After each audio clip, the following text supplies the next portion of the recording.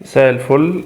حلقة جديدة في خدنا بخط الستة. للأسف لعيب مميز، ما نتمناش الإصابة لأي لاعب ولا حاجة يعني، بس كمان لما يكون الإصابة دي بتيجي للمرة التالتة.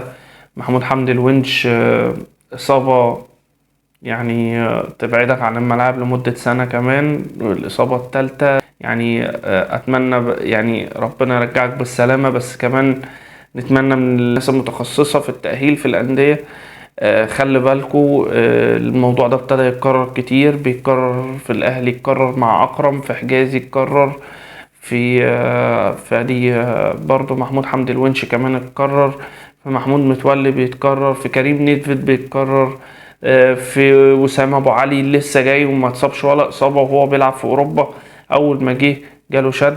يا جماعه اهتموا بالاحمال البدنيه، ما تدوش اللعيبه كلها نفس الاحمال، لان ده بيأثر وبيعطل اللاعب، واللعيب بيبقى طالع في فورمه عاليه ومره واحده انت ب... ب... بان انت مش دارس عضلات اللعيب ده تستحمل قد ايه، او قدرته هتستحمل قد ايه، بتديله حمل ممكن ما يستحملوش، فيحصل عنده ان الاوتار ما تستحملش، العضلات ما تستحملش.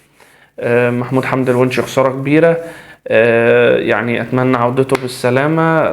في الختام ربنا يبعد الشر كل لعيبتنا كلها. في الختام الف سلامة عليك يا ونش. سلام.